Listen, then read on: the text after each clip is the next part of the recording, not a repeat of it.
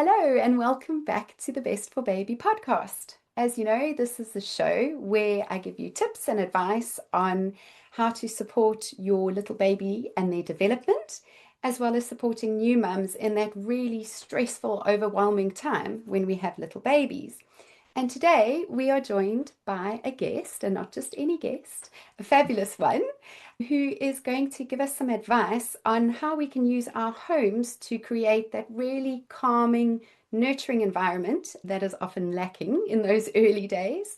And hopefully that is achievable in those early days with some good advice and some sound tips.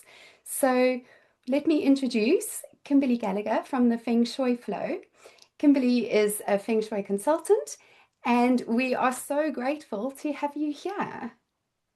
Oh, thank you so much for having me. Honestly, I think, when you're a new mum and you've got little babies, I've got one daughter, it's so nice just to be able to share, hopefully, a few things that's going to make your life maybe a little bit easier because it is hard. I found it super hard. So to come and help new mums and come and help kids, that for me is the reason why I do what I do, just to help families come together in their homes. Oh, that's amazing. And we're really grateful to have you here sharing your advice. But also, I'm really grateful to you because I found your podcast about a year ago. Kimberly has a podcast called The Feng Shui Flow, and I found it about a year ago. And I find that you take quite a complicated practice and make it a little bit simpler, but also it's really practical and sensible advice that I find easy to implement.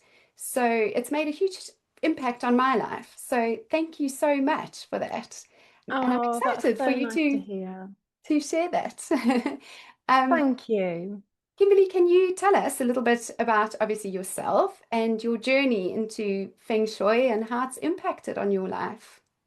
Of course. So I wasn't always into feng shui at all. I guess I always say this and I say I had quite a normal upbringing, but there's no normal, is there, in anyone's upbringing? I grew up in England, in the UK, and my dad had a painting and decorating business. My mum raised me. Like there was no religion, no spirituality, like just quite a straight line family, if that makes any sense. Mm. And I only really started to look into, I don't want to call it like spirituality, but just other ways of viewing the world, I think is how I'd see it. Mainly during lockdown, but actually also prior to that when I had my daughter, because so my mum passed away when I was 30 and I had my daughter when I was 32. Okay. And it was a really hard time because I think it made it really obvious that my mum wasn't around. Like, because before that, it obviously I knew she wasn't around. She'd been poorly for a while. She had Alzheimer's, bless her. But I think, when you have a child and you see other people with their mums and Mm. it's like, oh, I'm missing quite a key person in this moment. And I really struggled. And I think a lot of that grief came out then. And I had postnatal depression. And I just want to share that because I'm really passionate about talking honestly about how tricky motherhood can be. But at the time, I didn't even realize I had postnatal depression. I just thought I was really rubbish at being a mum. Yeah. I'm not enjoying this. How come everyone else is enjoying it? Like, this is hard. It's not fun. And this little baby, as cute as it is waking me up all the time. Like, this is not an easy ride. And I had a tricky birth and all of those things. So it added up to not a disaster at all, but it just, there was a lot of things that weren't sort of heading my way. Anyway, we got through it. And I I wasn't very, I wasn't that sort of like goo goo gaga mum. Maybe that was sort of part of that. I don't know if it's part of postnatal depression or not, but I always spoke to my daughter like, not like an adult, but like, are you hungry? Like, not like, and I just have these conversations with her. And one day we were talking about being pregnant, and she was about 2.5 and she could converse really well.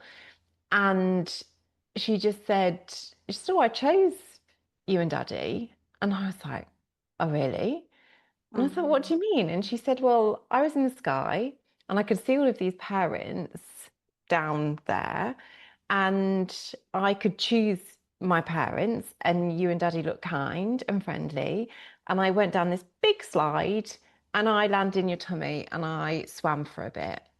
And she said that when she was 2.5. And I remember thinking, like, has she got this from Peppa Pig? Like, where has she sort of found this out from? I'm like, So I'm trying I not to know. interrupt you, but my daughter said something similar to me No. just in the last 6 weeks, month ago, and she's 5. So this is not the way I thought the podcast would go at all, but I'm like, I can't believe you just said that. But she said, yes. She said to me they Oh, were I've got goosebumps. sitting, she Yes. says heaven because we lost my dad Yes. when my Ah, daughter was sorry. 2. And so that's how we Yes. make it comfortable for her and to understand. Yes. We talk about heaven. She said she was sitting in heaven and there were all the babies in high chairs. And another baby chose me. So she quickly told God she wanted me first and then got in there first, kind of thing. And that just came That's out of the blue, unprompted. So maybe there is an episode on Peppa Pig that they've watched at the same time that does that, well, but I don't think so so. I've shared that story a few times because people always say to me, like, have you always been quite spiritual? And I was like, no, but my first sort of experience was my daughter saying this. And I've been on a couple of podcasts that were like super spiritual, and they're like, yeah, this is a theory that's out there as to how sort of like children come to you. It's quite a heavy topic for people. If this is something that you've never even heard of before, I promise you, I will get onto like the position of the cot in your house. But like this was just my first experience. And if you Google it, just Google it and just see what comes up. And after then, she didn't really say much about it, and some people forget about it because it's believed, I guess, because you don't really talk about it a lot. It's not seen as like the normal view of, where babies come from, if you like. Um, so that made me Wow. question things a bit. But also because when my mum passed away, so she passed away in, I promise this podcast will get cheerier. She passed away in like the March and we got married in August. And I was having a really hard time when we were planning our wedding because she had Alzheimer's and she was in a care home. And I remember thinking, well, should she come? Because she wouldn't know. She wouldn't have understood what was happening. I think she got to the point where she thought I was a sister. No, I was fine with that. Like, that's, no problem at all. But it would have been really confusing for her. And so it would have been our filling our hearts, if you like, with her being there rather than her actually Yeah. being there. So it was quite a difficult decision. And I remember thinking when she passed away, I was like, at least she can come now. And that was literally my first thought was she can be there. And I genuinely believe that. And I genuinely believe that she was there. And just like you with your daughter and your dad, like we talk about Granny Janet being in the sky and we talk about her. And then as my daughter got older, I promise like she's not this crazy kid. We were in Blue Water Shopping Centre, which is down in Kent, and we were having lunch and she just went, oh, there's Granny Janet. I was like, what? And I turned around and I was like, where? And she went, oh, she's gone around the corner now. And bearing in mind she'd not sort of met her. And so I sort of believe that Imi was the person that was going to make me just think a little bit more that perhaps there's a silver lining out there in terms of life and, all of those sorts of things. And I guess that was sort of as spiritual as it gets, when you lose a family member, I still talk to my mum and, I believe that she's there. And that just makes me feel better. So that's as far as it goes in terms of that. I wasn't into manifestation, anything like that, until lockdown hit. And I was a teacher for 10 years. So I used to teach equine science. Oh, I've got the wow. most niche, eclectic career history. Wow. I didn't realize So I, that. I knew you were a yes, teacher, but I didn't realize that. Sure. yeah, so equine biology, all like the reproduction, all of that. Mm. And I taught 16 to 18-year-old like kids, I guess. And, they taught me more than probably what I taught them. It was an education for me, teaching, 17-year-old boys and girls, but it was fun. And in lockdown, unfortunately, I was made redundant because the college went into administration. And I loved teaching, loved it. But because it was so niche, the nearest college was like in Brighton and we were in Surrey and it wouldn't have worked. And so I sort of knew that because the college had gone into administration, I was like, I'm going to just start something new. And I started like a wellness business in the background, but I unfortunately started it in February 2020, right just before lockdown. So then I was made redundant, and all of a sudden, like many people around the world, your career path, your job is like whipped away from you under your feet. And I, that's when I just kept thinking, how can I make this work? How can I make this work? And I felt that I was being bombarded like with the news and the sort of constant stream of negativity, and that wasn't good for my mental health. Obviously, coming from recovering from depression, I was really, really careful about what information I was bringing Yes. into my body. So then I was like, right, I can't deal with the news. That's going off. I'm going to listen to some podcasts. And I must have, how the algorithm works. I must have listened to like one podcast about some sort of spiritual thing for like 1 second too long. And then that was it. All in my recommended things, all of this stuff was coming along. But a lot of it was about like manifestation. And I know manifestation sounds like a really spiritual term, but all it is about visualizing what it is that you want to bring into your life. And in sports psychology, they use it. They just call it sports psychology. Like when you're in a race and you visualize yourself winning at the end of the race, it's just got another term called manifestation. So I was like, oh, this sounds quite interesting.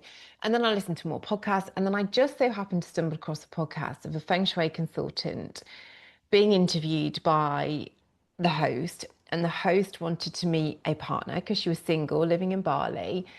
And this Feng Shui consultant said, well, I can help you by, moving some things around your home, bringing some things in. I can help you meet your partner.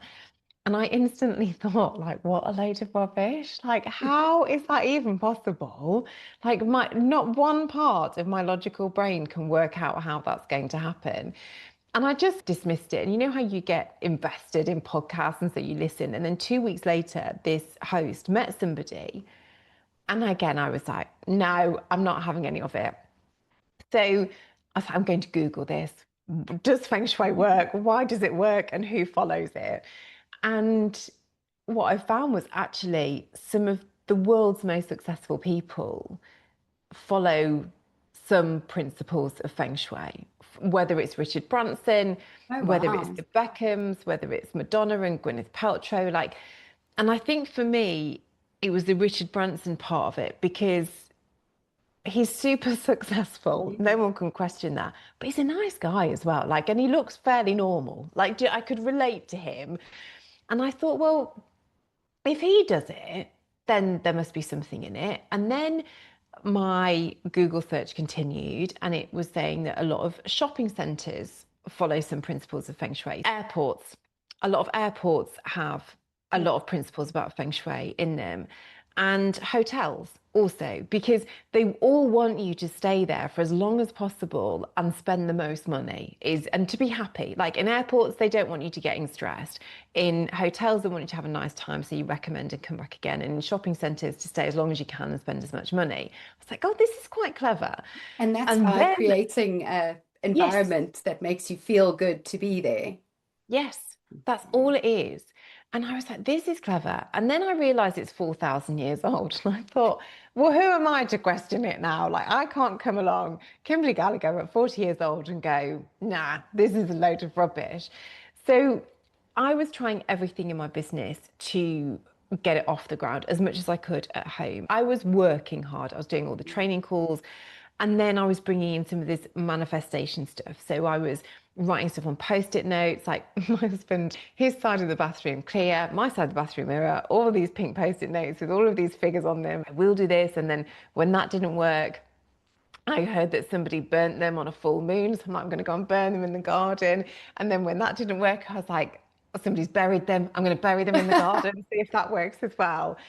And it didn't. And so I got this lady from the podcast to analyze my home, to Feng Shui our home. And what it does, it's like reading the astrology of your home. It's like astrology for the buildings. We all have our own fingerprint, our own energy, and it's the same with the home as well. And some homes want to look after you.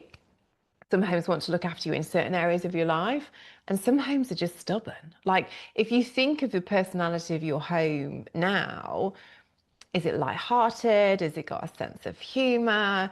Or is it just a bit stubborn and grumpy and stands there with its hands on its hips? And that's what ours was like. And what we do in Feng Shui is we use the five elements to, I guess it's like acupuncture for the home. You release energy blocks, you let the good energy flow again.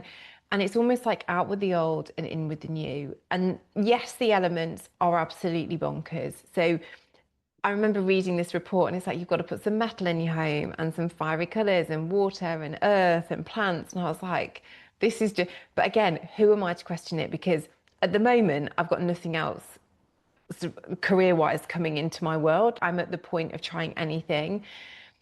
But what Feng Shui does that is slightly differently is that it's not just about putting these things into your home and it's magically going to happen. It works on your intentions.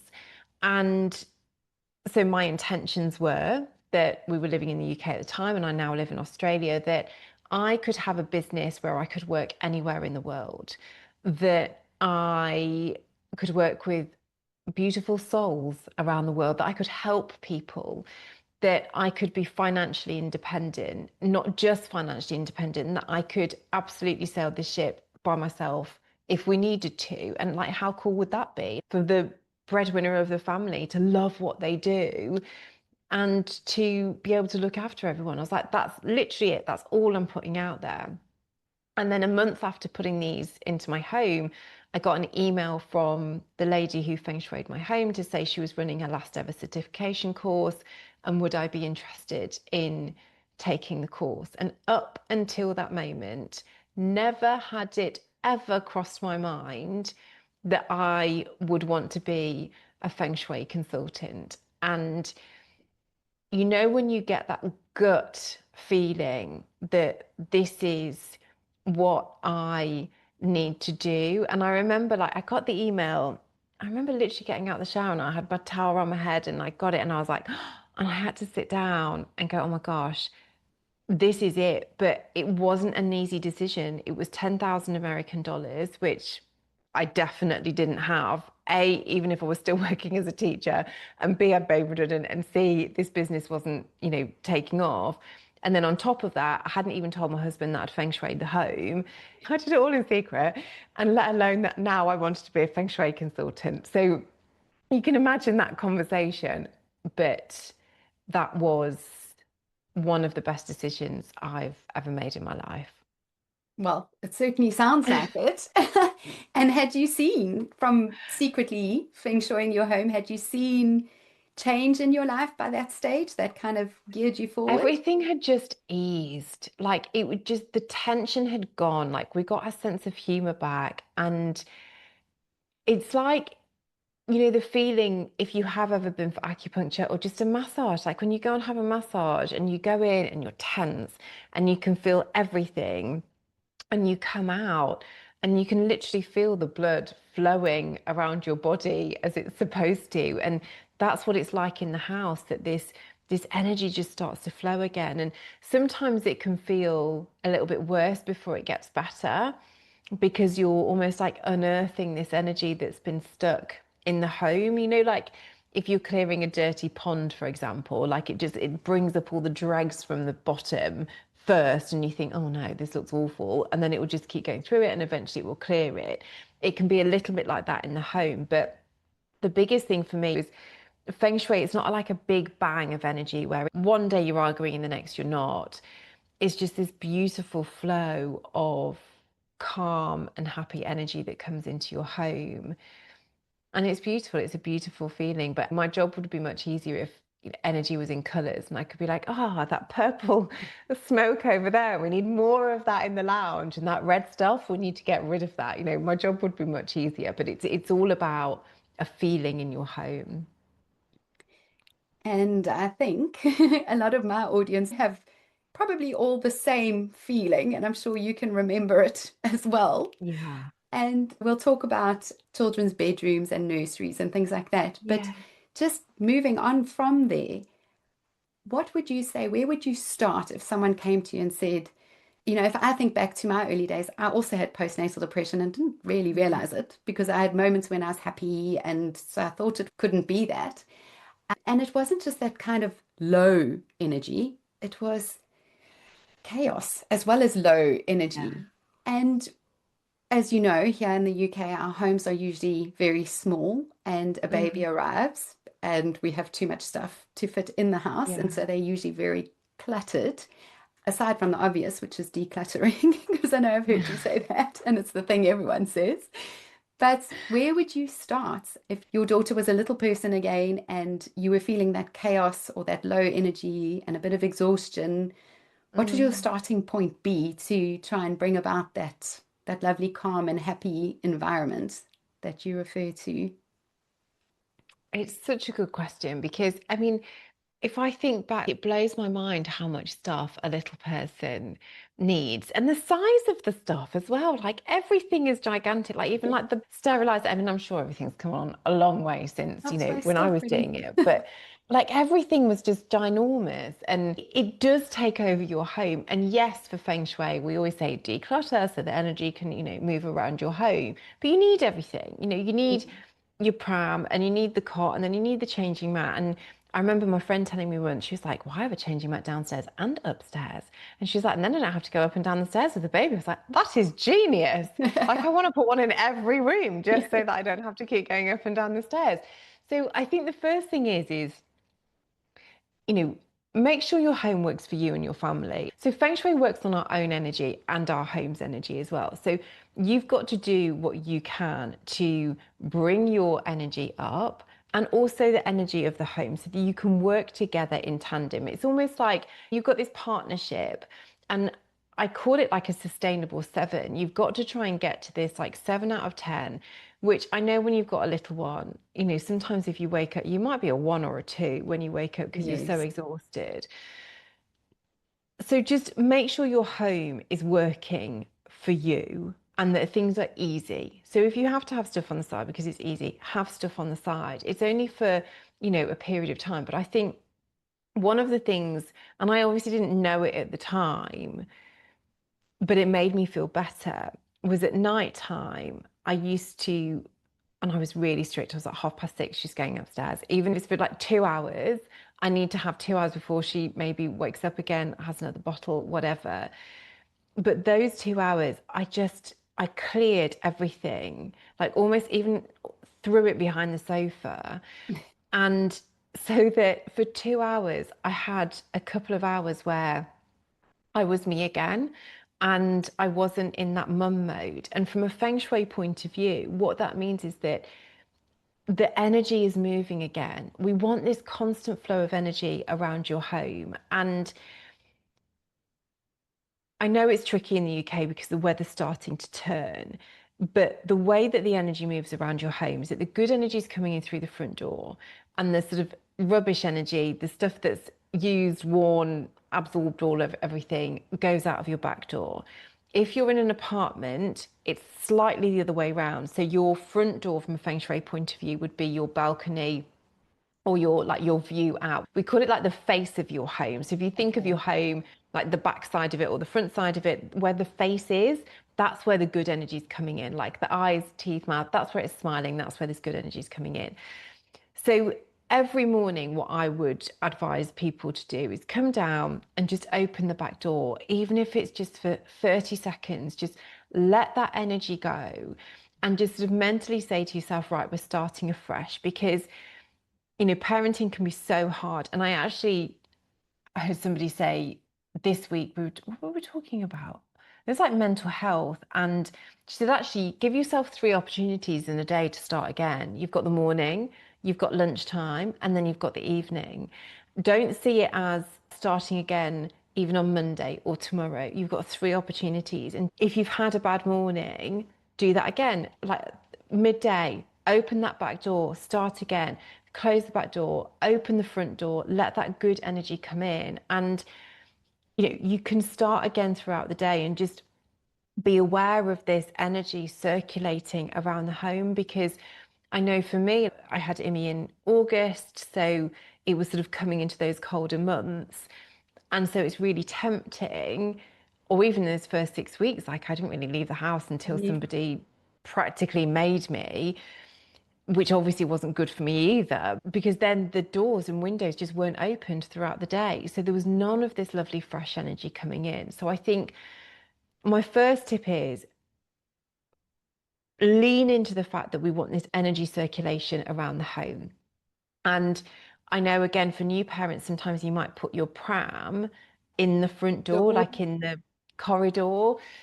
If you can possibly move it somewhere else, that would be great. If you can't, don't. But if you can, you put it in like the downstairs toilet or something, or your bathroom, or at least take the top off it, just so that you can allow some of this energy to come in. And like at your front door, rather than the coats and the shoes and everything, because we want this energy to flow. And the more stuff that's in the way, the harder it is for the energy to flow around. So having things like laundry baskets or little boxes with lids on, especially if you've got toddlers or like more than one kid, which hats off to you, because it blows my mind that anybody can have more than one child and still get out the Yes. house and have a normal life. Like, I just, hats off to you if that is you, or you've got twins or whatever. But if each big person and little person in the home has their own little, you can even get those like material, almost like stacking boxes where you like pull out the drawer. I think it's like the Little Home Company or something like that, or IKEA do them.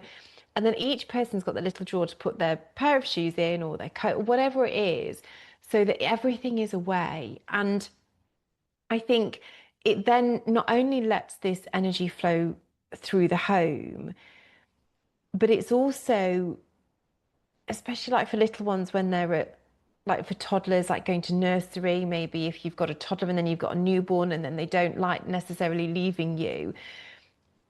If that stuff is away, you haven't got that constant reminder that Oh, that's coming tomorrow. So yeah. you've always got it. Or like, for example, if you find it hard, if you've got a partner and they go to work in the morning and you see their work stuff by the door at night time, like for me, that was a dread point when my husband used to go to work, because I was like, I've got I'm 12 hours alone. now. To like, yeah, literally, like, I've got to survive the next 12 hours. I don't know what I'm doing. I've been up since 4.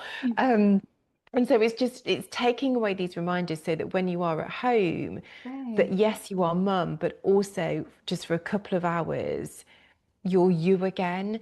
And I think that's when you get this strength back and have this, if we're talking about energy from a feng shui point of view, I don't know if you remember, you're too young, but like in the 80s, like yin and yang and all of those things. And people used to have those tattoos of yin and yang on their arm. And I never really knew what it was, but it's about energy, and it's about energy balance. Yang is the effervescence energy. So it's the light, the bright, the all of the energy, babies, basically. And then you've got yin, which is, it rhymes with dim. That's how I remember it. The dim, lower energy. So the yin is the dim energy. Okay. And that's how I remember it. Now, what you want is to have that balance in your home. So if you are constantly in yang mode with your baby, which you are, because you're on, you switched on the whole time, you've got to have a moment in your day, again, even morning, afternoon, and night, even if it's 10 minutes, can you just go and almost like reset your nervous system in a quiet corner, your favorite blanket, a cup of tea, and rather than seeing it as like, I need a rest, it's like, I need to balance my energy. And knowing that having that yin time means that you can then go back into that yang sort of Oh, energy as well. wow. So I know there's lots of different things there, but I think it's just about being aware that everything with the baby is go, go, go. And from an energetic point of view, you can't have a house that's like that all the time. You've got to just try and have little pockets where you can just try and come back to this more relaxed space. And Feng Shui isn't about having a perfectly tidy home or all white furniture or it all arranged in, a certain way, because my home, even now, certainly is not the case. What it is having spaces where the energy is balanced. So you might have a kitchen that's brighter and it's all the energy. And then you might have your little corner in your living room, for example. It's got your favorite blanket on it. It might be a chair that's, 300 years old, but it's really comfortable and you love it. Like that's your little yin space there. And it's about balancing this throughout the home. Okay. So I guess that's like you said, which I hadn't actually thought of, where you've also got to look at your energy at the Yeah. same time as your home. So making Yeah. those moments to, I guess for us, if you're not familiar with these concepts, to just think about taking a moment to re-energize or to Yeah. calm down a little bit. It's a nice way to think of it as you constantly switched on when you're with your baby Mm. because you're in high alert, you're ready to save their Yes. lives or Yeah. meet their needs or whatever needs I be the know, were you best for constant, the like when they're little, like, are they breathing still? Like, baby. are they breathing still? You just, there's always something to worry about. Yes.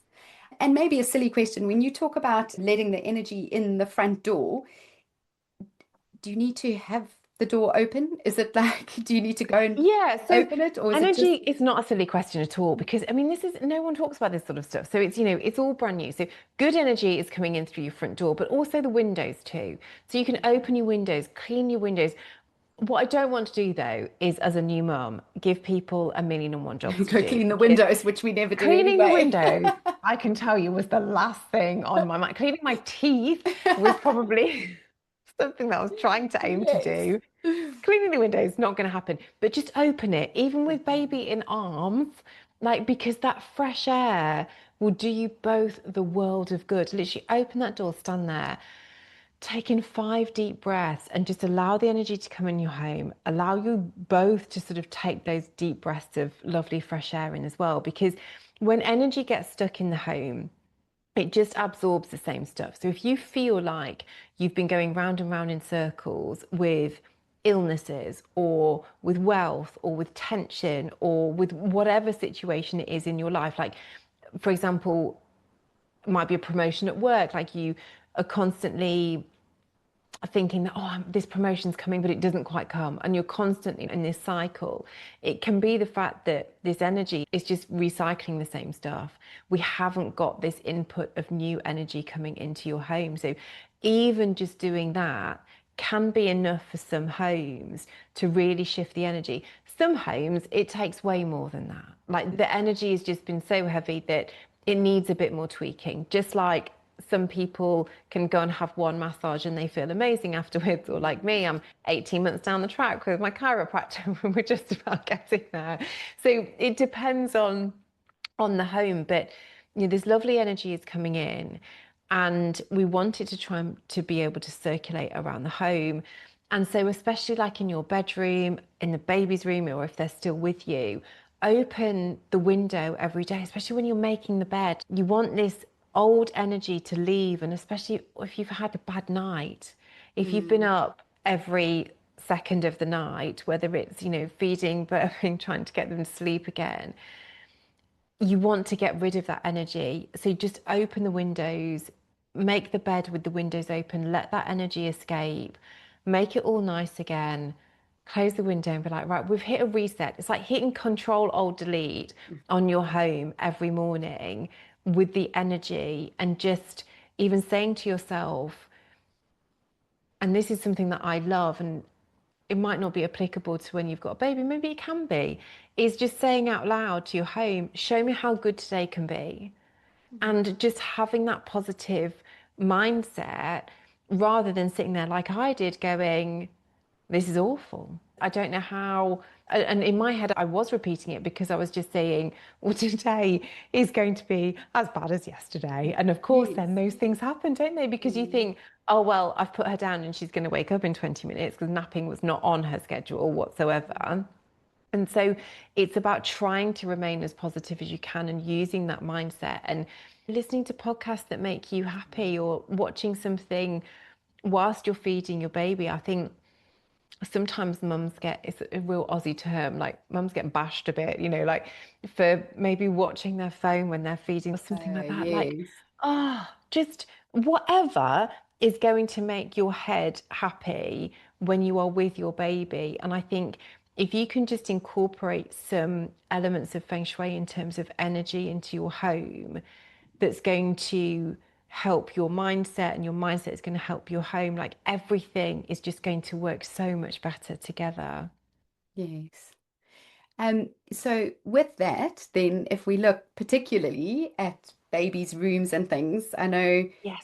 just about everyone, you find out you're pregnant and you wait a little bit and then you start the nursery. And Yes. it's all excitement and you make, the most of what you can in this country out of these tiny little box rooms Yes. for our Yes. babies and you put your heart and soul into it. And then your baby sleeps in your room for a year.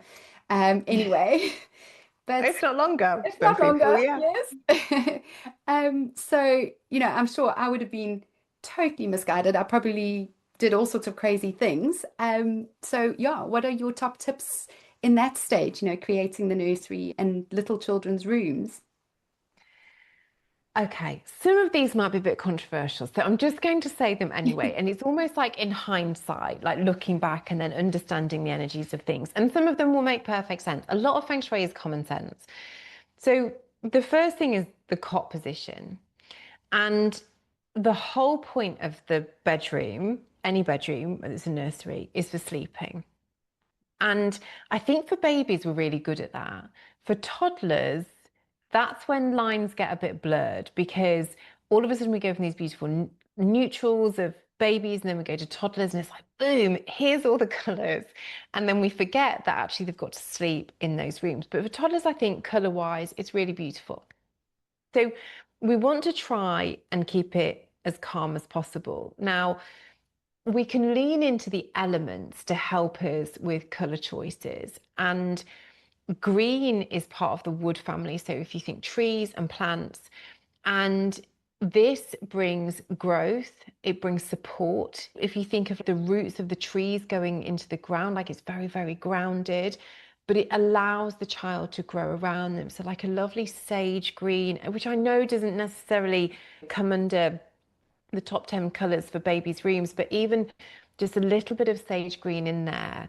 And a wave pattern is also really beneficial for children because it represents like the water element. So just having that really soft wave around. So if you're going to paint something on the wall, for example, you want that soft wave rather than what we went for, which was not Feng Shui friendly, is we'd put like a tree stencil on the wall, but it had really spiky branches on Mm. it. But then we sort of made it nice because then we had all little robins for all the grandparents and things that weren't still around, so that then they were like looking down on Imi. But you want like a softer sort of pattern around the bed. You don't want anything that's going to be too energetic. So I know sometimes we have these big wildlife pictures, for example, like giraffes or, Mm. these sort of wallpapers that are quite sort of dense. You want it as calm as possible. And then for the cot itself, we call it the command position in Feng Shui, which is where you would try and tuck the cot into the corner if you can. So rather than like halfway down a wall, you would put their head sort of up into one corner and then then down the long side would be a wall. So it means that then on two of the sides it's against a wall, on two of the sides it's open. You'd also just put it away from the wall a little bit. So you've got this energy sort of circulation around them. So it's And not getting airflow. stuck behind them. And that's when we get airflow. That's So a you real would have physio that. thing to have a gap between the No, walls as well. yeah, sorry, but I'm guessing you would have, I'm not saying you're going to Mm. put like a whole wooded bed around the wall. Sorry. I know this Yeah. is, yeah, please take professional advice before you listen to this as a baby. Um, I was just thinking about our cot then, but you would have that airflow around them. But having it against the wall is so that they're they only then have to look in one direction to see where you are. So they're not having to check. It's almost like it's giving them a comforting feeling that they know that there's nothing behind them or at the top of them.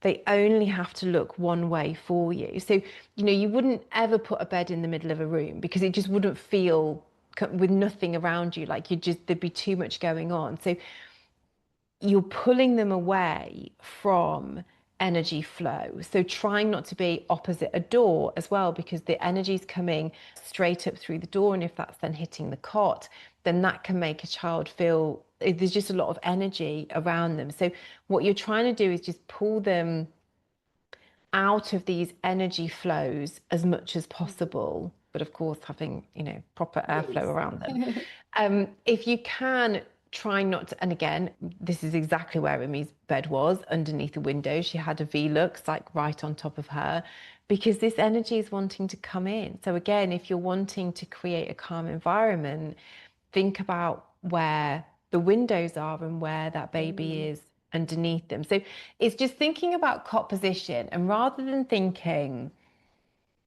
where might you like the cot for a practical point of view, think of it, if it was you going to sleep in that bedroom by yourself, where would you put your bed? Like, where would you feel more comfortable? And you wouldn't necessarily put your bed so your feet against the wall with a big gap like behind your head. So it's just thinking about that, just being aware of this energy. The other thing that I would change slightly than what is the norm is having a mobile above Mm. a baby's head. So, although, yes, you would look at it and it would, the idea is, I guess, that it makes the baby tired and they would just go to sleep, like gives them something to look at. But from an energy point of view, you may be stirring the energy like above the baby's head. So, having it further towards their feet would be more ideal. It's a bit like if you've got a fan above your bed, you wouldn't necessarily put it like right above your head, you'd put it like closer towards your feet so that it's not, pulling that Mm. energy straight down on them. Oh, can I And interject there as well? Because yeah, that's of really course. lovely and coincides with physio advice as well. Because Ah, we find when we have a mobile directly above their heads, it guides them to start looking up and arching their bodies. And that becomes a ah, little pattern because they're on their backs all the time. And so they're just always yeah. doing that. And they're never doing the opposite, which is to develop the core. So we tell parents to always bring the stimulation above, ideally tummy or legs or that area, so that the baby looks down and activates their core muscles. So it's better for their development too. Perfect. Amazing. And then the other thing from a Feng Shui point of view, which is probably, again, the most controversial. I have a question about having changing mats in nurseries. And I know this is really controversial because it's really practical. Like, it's really practical to have a changing mat there. But the reason, again, we're looking after that baby's energy now. So we're looking after personal energy. If that baby doesn't like being changed, which a lot of babies, they're quite cozy in their little onesie, and then we go and try and change them, like, well, what are you doing? This is not nice. Just like the school uniform thing, if they can constantly see something in their room that they don't like how is that then making them feel? There's no right or wrong answer, Mm, but it's just something that if your baby is struggling to sleep, because as soon as you go and lie them down, they know. They know what is coming. So I know people go, oh, well, they're only a few months old.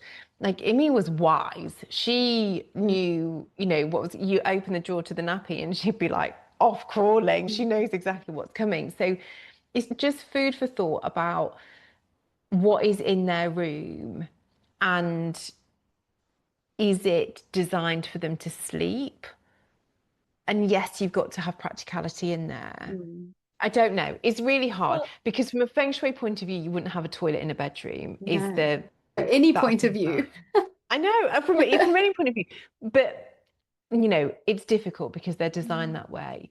And I don't know where the other option would be. So That's really I'm throwing it out there interesting. just for someone to think Yes. about. Because they definitely do make those associations from a Mm, really, really young age. And we do see, lots of babies with issues around nappy changes.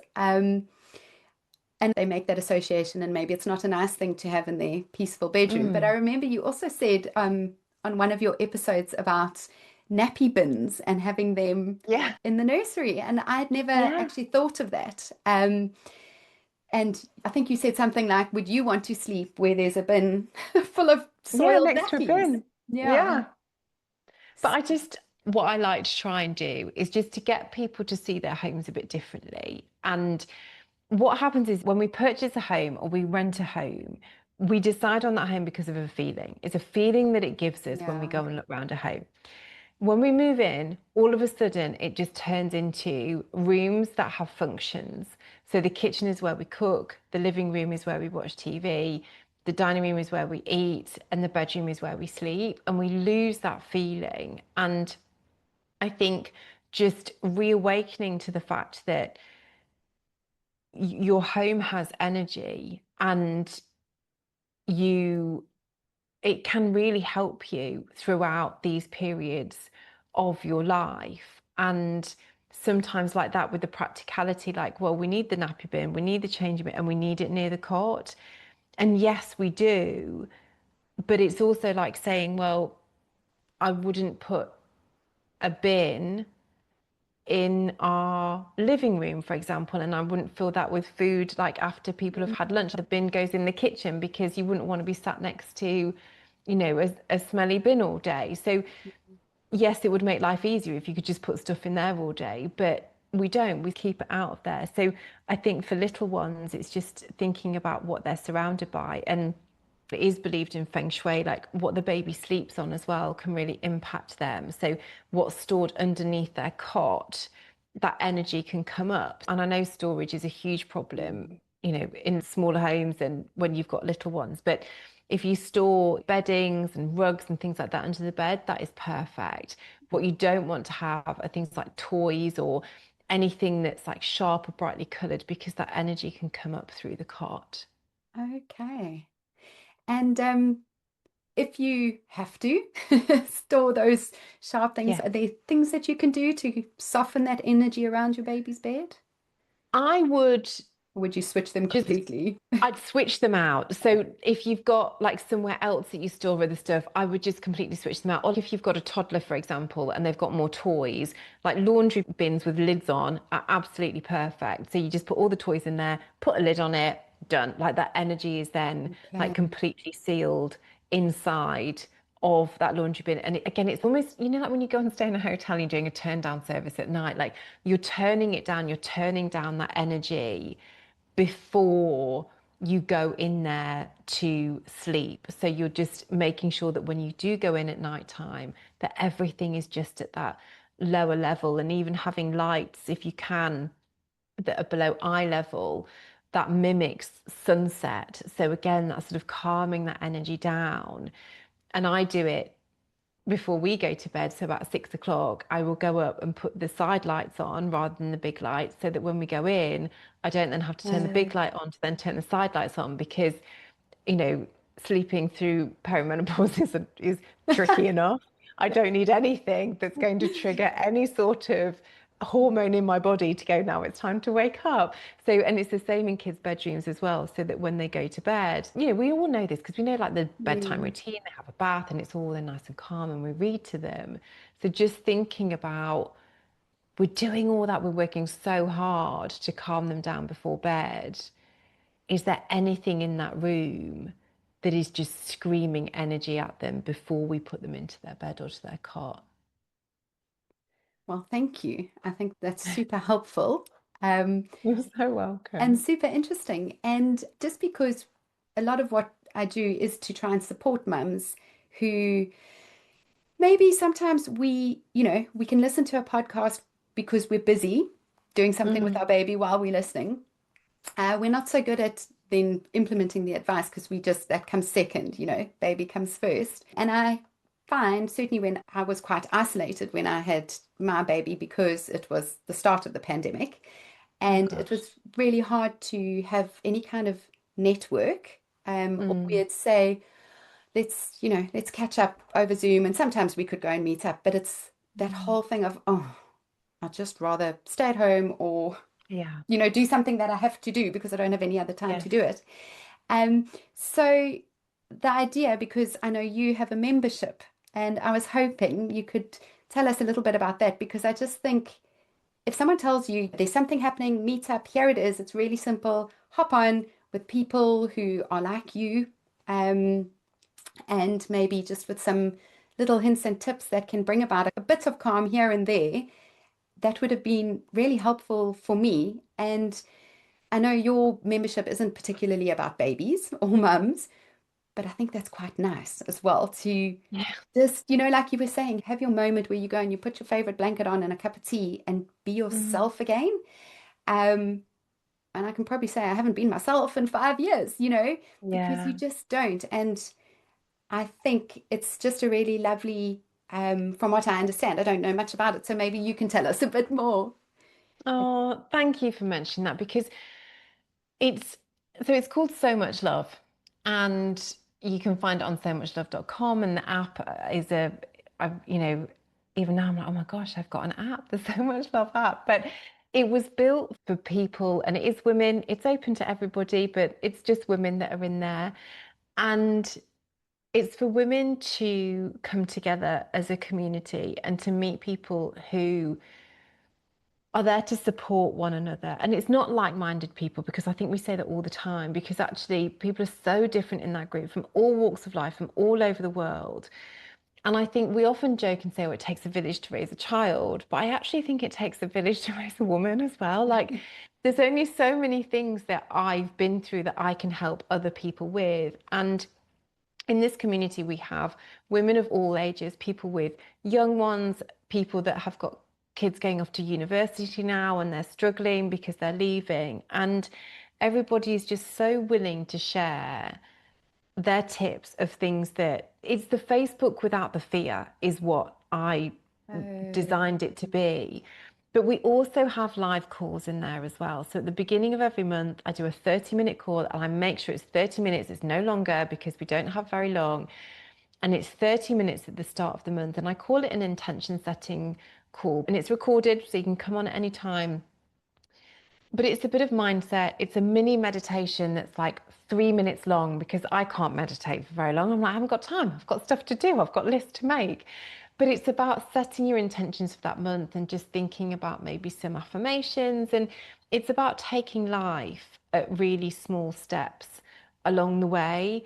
And I think when you just want to tune into something that can help you, but it's not too dictatory, like, oh, you must get up half an hour before your family and do meditation and, do your affirmations. And you think, absolutely not. I am not doing that, but I'll find half an hour throughout my day. And so we have that call. We've just started a tarot reading call that we do every month as well. This month we did a menopause special because it was Menopause Awareness Month, and we just had a chat about that. One lady offering amazing tips and me just oversharing about my facial hair. So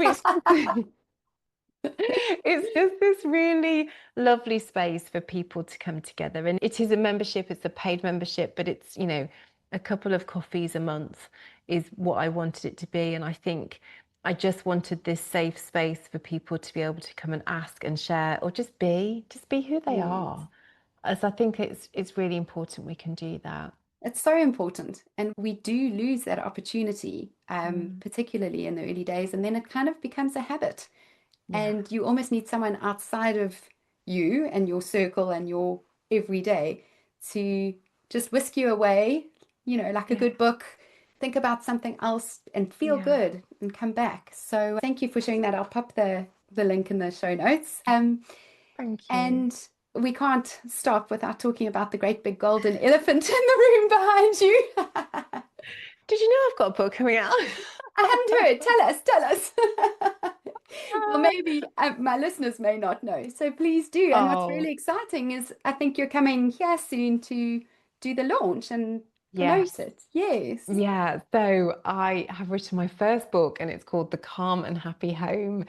And it's officially out on the 11th of November in the UK and America, and then slightly later in Australia. And I want it to be this almost like this secret book that gives you the answers or gives you hope to things that, from everything from children's bedrooms to getting a new job to love and romance to wealth, like all of these different things that you can do. It's not a massive tutorial. You can literally pick it up and read a chapter at a time and just go through it. And I'm really proud of it. I poured my heart and soul into it because I want it to be a book that gives women hope in their homes, their families, their relationships, their communities.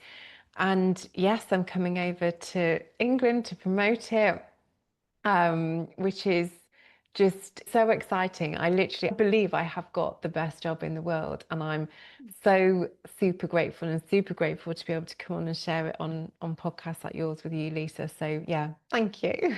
Amazing. Well, we certainly wish you all the best with that. And Thank yeah, it's you. lovely to see because it's very inspirational to me. I'm in the trenches in terms of the start of my career, but to mums as well who are in the trenches with the little babies at Yeah, that stage. Those yeah. pockets of hope, like you say. And I know to pick up a book might be hard, but you've done an audio book. Hey, Yes, so the so that audio might be a bit also comes easier for a out. new I mum. know.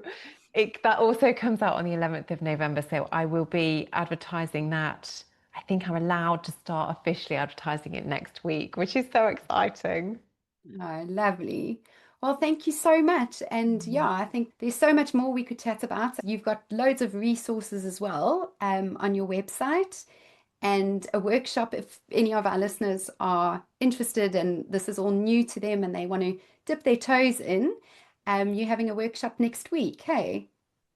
Yes, yes. So depending on where you are in the world, on Tuesday or Wednesday, it's called Manifest and Flow. And it's just about being in a state of rather than chasing your dreams, about allowing things to flow into your life. And as I mentioned sort of throughout this podcast, matching your mindset to your home is so important. And just believing, like, please believe that magic stuff can happen because literally 5 years ago, I was made redundant. And now I'm here on this podcast talking about my book. I'm coming back to England in a couple of weeks to promote it. Like, this isn't stuff that I'd ever thought was going to be possible. So if you'd like to just try and bring a bit of magic into your home, that's what Feng Shui is about. Mm. Well, it sounds magical and just what I would love to have. So I will see you there. Oh, thank you so much, Yeah. Lisa. It's been so lovely chatting to you. Thank you so much, Kimberly.